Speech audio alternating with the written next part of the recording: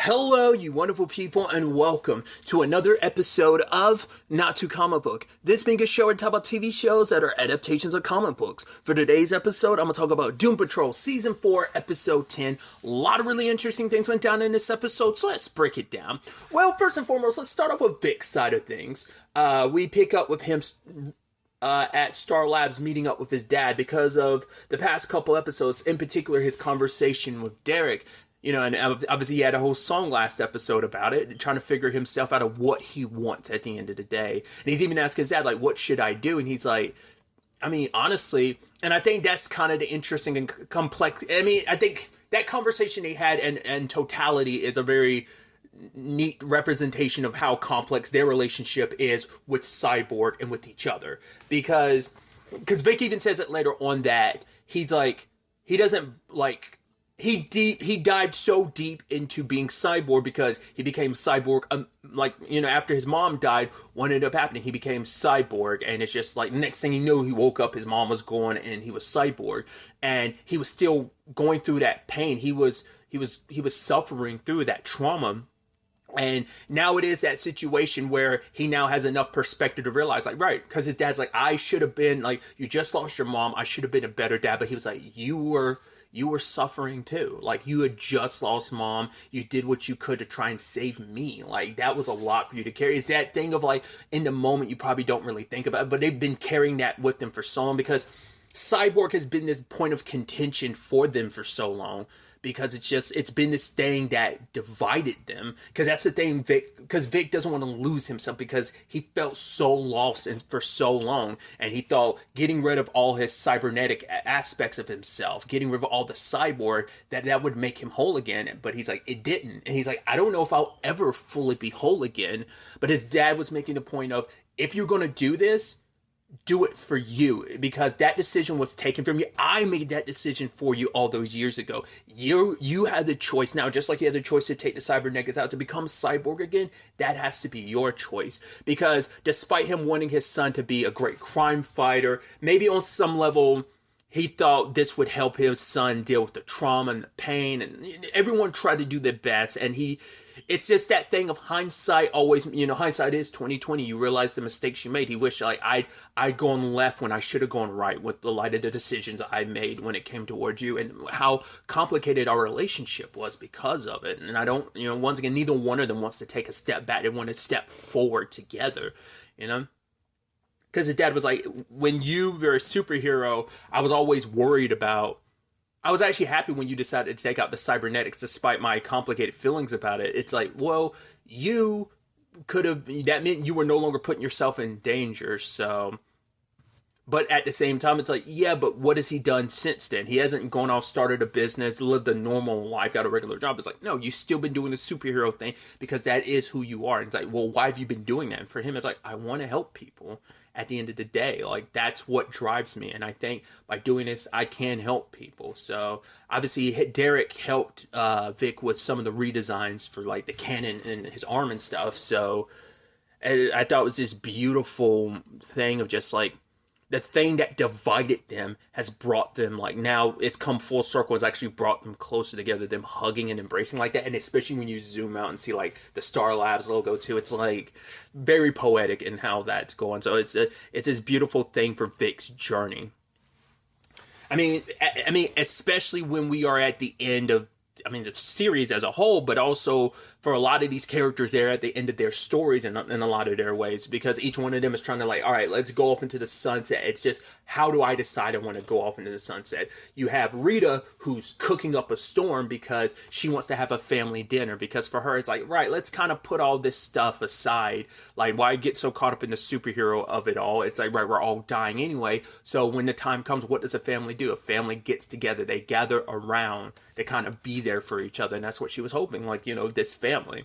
And sadly, everyone was so caught up in their own stuff. And to be fair, that's always been part of this team. Like, they join up together, but a lot of times they drift apart because they're all, like, dealing with their own stuff, that they don't always come together like a family like they should.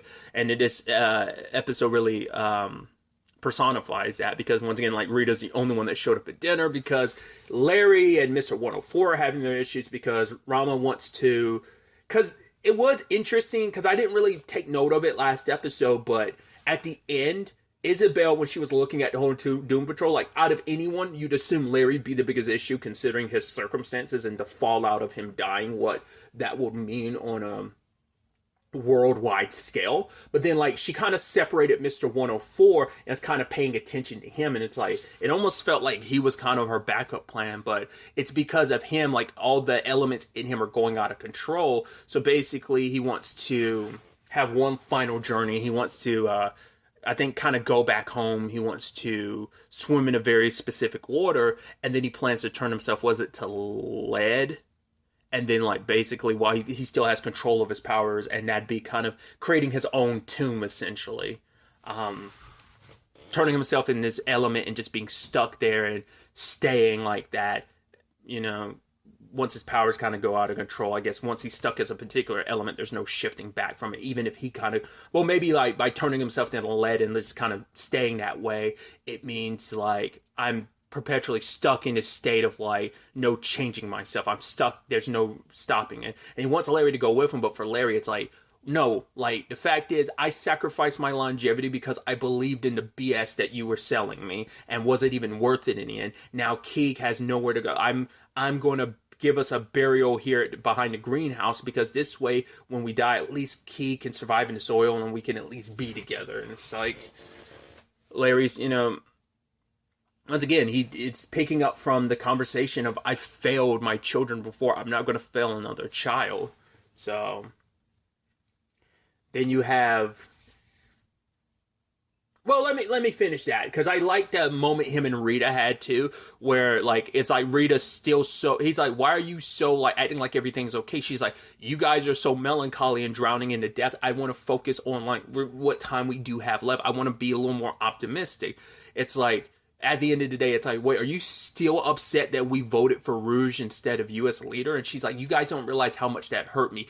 Each and every one of you has someone else but me. Like, because all she has is the Doom Patrol. It's like, she doesn't have any out, like, Larry at least has Keeg. Cliff has his daughter, his grandchild.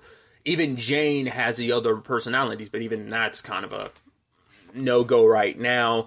I mean, she hasn't really talked about that with the others, so I don't, you know, but even then, so Jane's kind of in a very similar boat to Rita right now, but they haven't really bonded over that, because Jane's kind of kept a lot of that to herself. Even Vic obviously has his dad, now he even has his friends. I mean, the sad thing is, and it's something Rita doesn't really think about, it's like, because she's so focused on the Doom Patrol, and she has such complicated relationship towards Rouge, that it's kind of like, Rouge is in the exact same boat as you know? But for Rita, it's like, when you guys like chose not to make me a leader, because that is all I have. And, you know, you kind of took that away from me. Like, it cut so deep, because she at the time was so, because she was like, right, when Niles was gone, someone had to pull this family together, and I took that responsibility, and I never got my flowers. I never got thanked. It was a very thankless job, and for you guys to cast me aside like that, you don't realize how, because also Rita defined herself so much by that, because that role as leader, and also she's the one out of any of them that embraced the, like, obviously Vic the most, because he's always embraced the superhero role, but she out of the Doom Patrol embraced it the most and wanted to be a hero. She really kind of latched onto that. So for them to vote against her, it cut deep. And even Larry apologizes. It's like, right, I mean, how many fights have we had? Like, where does that rank on? She's like, doesn't even crack the top 10. But he apologizes because, like, right, I was so caught up in my stuff that, because I think it is this beautiful thing of, like, an interesting element where you, like, Rita and Larry were always the closest amongst the Doom Patrol. The fact is that they were always kind of on the same side, like going back to the beginning where Larry was like, yeah, we're the ones that don't get involved. Like the others can do whatever they want, but we're always been the reasonable ones where it's like, let's stay on the outside. Let's not try this whole hero thing. But then Rita started venturing more and more to the hero thing. So they've kind of had they've been close, but they've also had their divisions like over the course of the series. And it is this moment of them kind of coming back to their roots a little bit. Like I said, I think out of any of them, they are the ones who've gotten the closest over the years. They've always kind of gelled well the most. So I thought that was kind of like a beautiful, like I said, full circle thing in that capacity. other elements are Cliff and Jane, which Jane was looking at the puzzle pieces, but then as she starts putting it together, because she was thinking about the song her and Casey had, where it's like there's obviously something there, but Jane's kind of pushed away. I mean, at least last season she was kind of a little more embracive to the whole love situation, but she kind of pushed Casey away. To be fair, it's like Casey kind of came probably at the worst time with everything she's going through, not only the longevity of it all, but also like figuring out the underground situation, which even she expressed, it was like, I'm tired of always being the one who has to figure it out, you know? It's always been that existential element of who am I? What is my role? My role is just to protect Kay, but what am I outside of that? Do I deserve to have something outside of that? This is, as a primary, I have my very specific guidelines of who I'm supposed to be, which has obviously led to her butting heads with the other personalities because of that. But it's just like it is always up to her to figure stuff out. And it's like, why do I have to be the one? I'm tired of it. I've done it for so long. I don't want to do that anymore. Like, why does it always fall on my shoulders?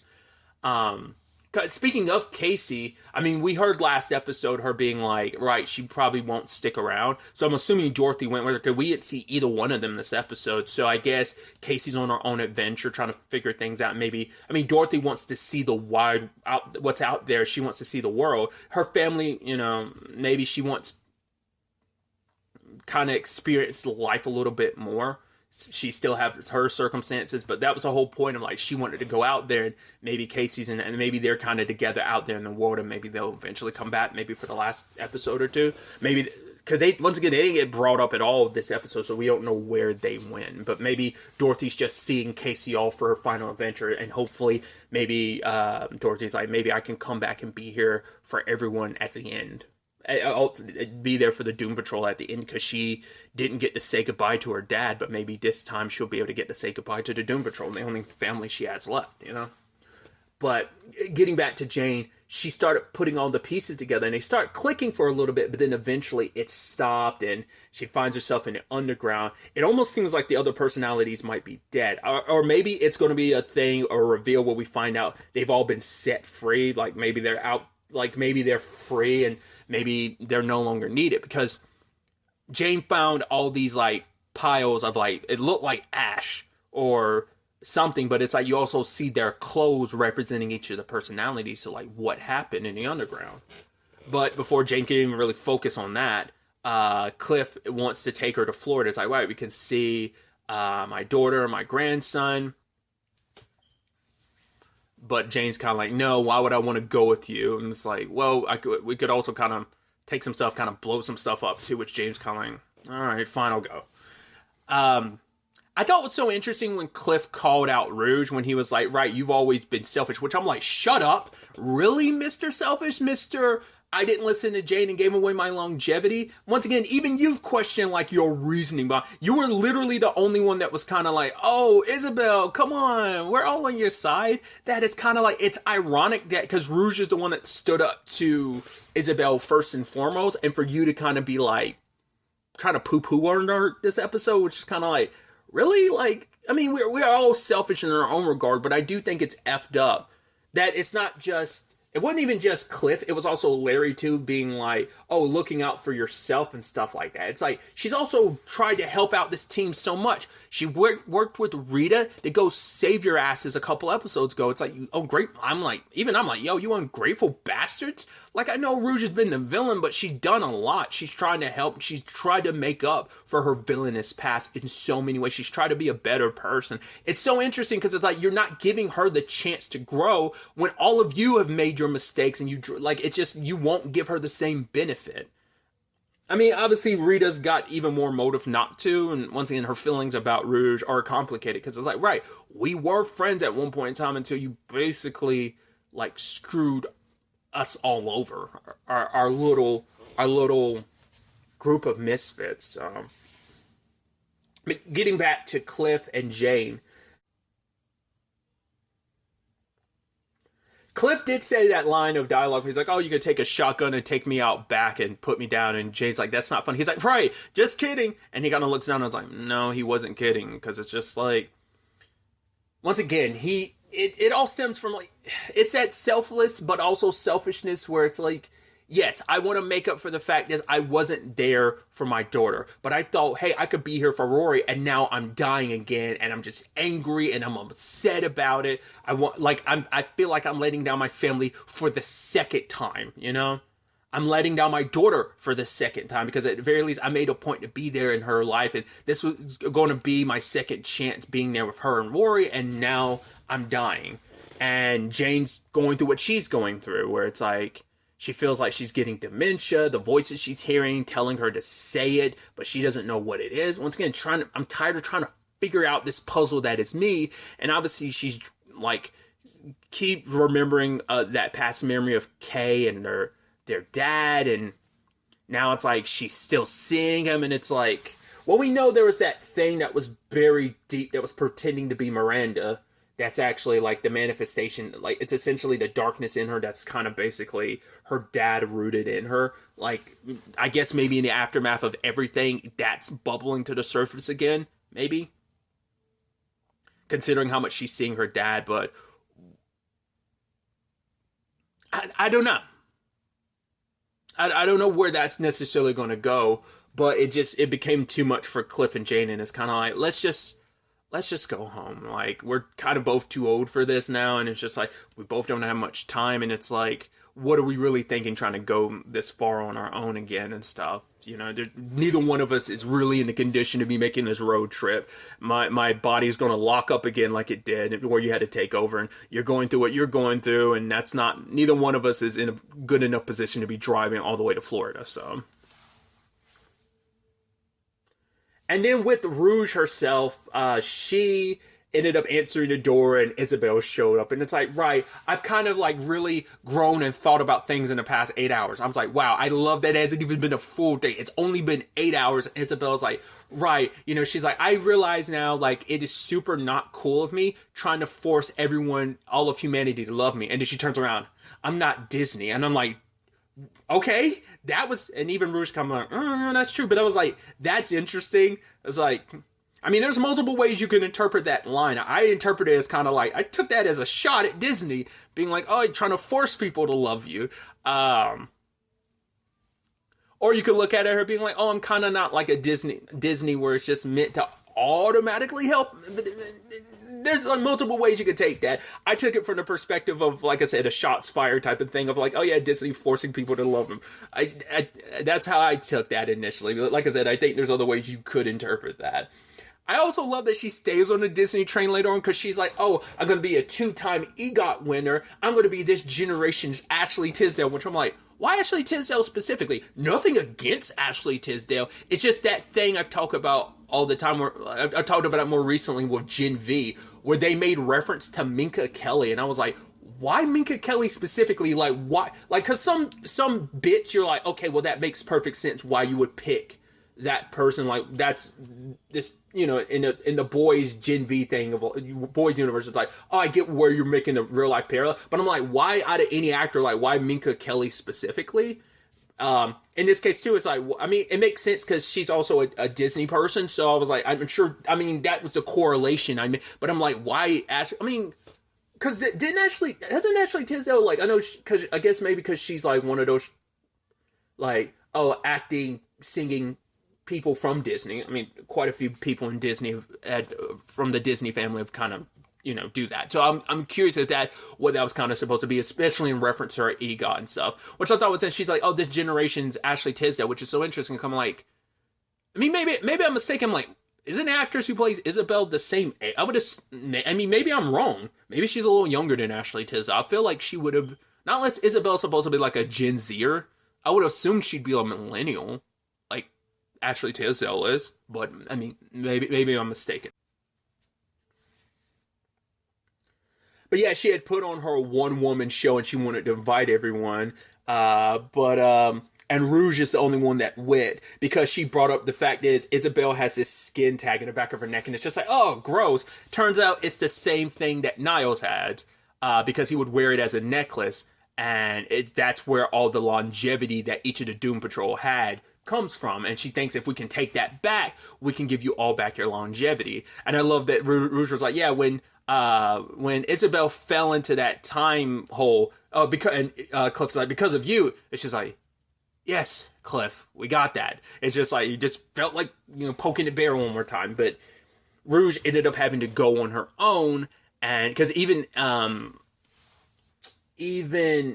Rita was kind of like, right, leave the poor girl alone. She's kind of suffered enough. It's like, yeah, to be fair, she did kind of was basically stuck in all of time, but not all of time, like for what felt like an eternity. So it's like, yeah, she kind of went through and became Immortus and everything, but Rouge went to see her live performance and stuff like that, and I thought it was so interesting. Kind of like, also like, once again, a one-woman show, her being like, oh yeah, talking about like, I reached out for this Scottish woman whose fingers smelled like piss, and Rouge sinking more and more in her seat in the back, and everyone else there in front watching the performance. And that, like, half and half were like, she's turned one way being a kid version of herself, and then she turns the other way and she's dressed like her mom. It's like, that's a lot. Even including her own birth, it's like, wow, you really went there. And it's like, and then she asked everyone how they enjoy. The lady's like, I don't get it. She's like, what was it that first person said? It was like, yeah, the character's not really likable, and the other person's like, why this story now? Which I'm like, is that supposed to be a meta thing of, well, we're at the end of this show and this is the story, like, why this story, why now? So, because I am curious, like, how much of this is of the original idea of like, right, we're going down this route with the story. How much do they have to tweak things to give it a proper ending? Same thing with like Titans. I'm curious, like, how much did things have to be tweaked to kind of give these things a proper ending? Or how much of this is just like, no, it was always this direct. I mean, because I don't know how much of the seasons were done before they got into. I don't know if this is like a Supergirl thing where they talked about basically the entire 6th season was scrapped and had to be rewritten to go down the route when they found like, oh, this is our final season. So I'm wondering, I don't know where in the production process they were when either show got the notice about like, things are going to end here. Because obviously we didn't find out until like partway into I think after the first half of Titans is when the news became public, but who knows how long the creators have known. But either way, tangents and all that aside,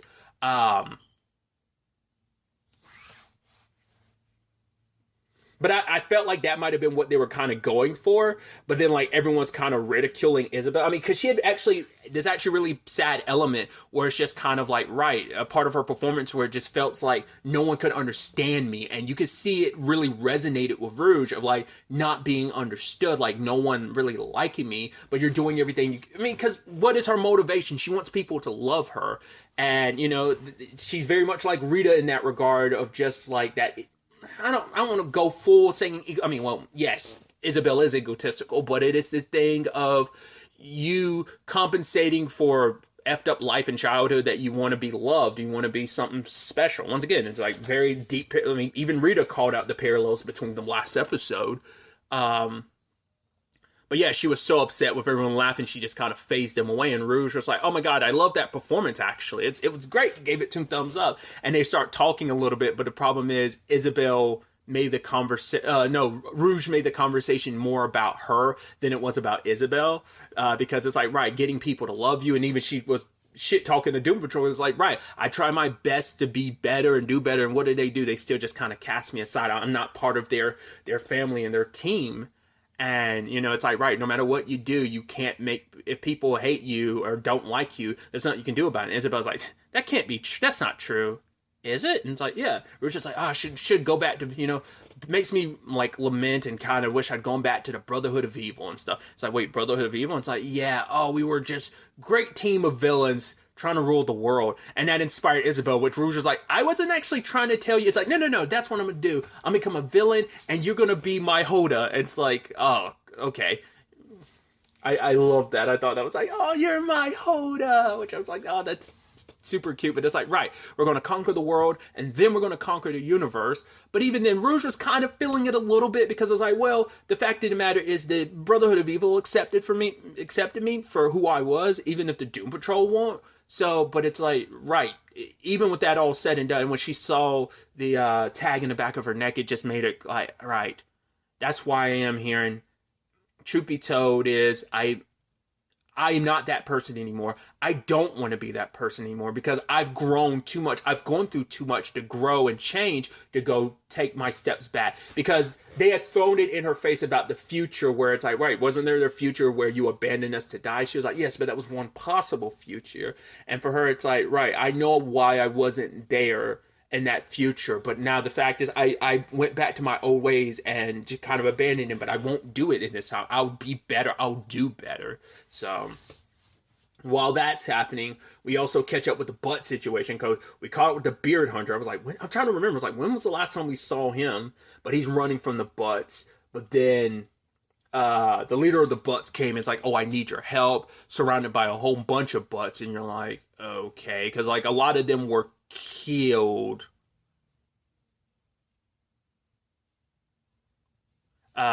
earlier this season. Or was that back during the zombie butt situation that they were killed? I can't remember. Like I said, it's because it's been months since the first half of this season. But either way, when it's all said and done, we also cut back to the couple. What was it, Nicholas and his wife? Because I was trying to remember. I was like, because I remember like a lady running off with one of the butts. I couldn't remember the actress, but I saw Keiko. I was like, I completely forgot.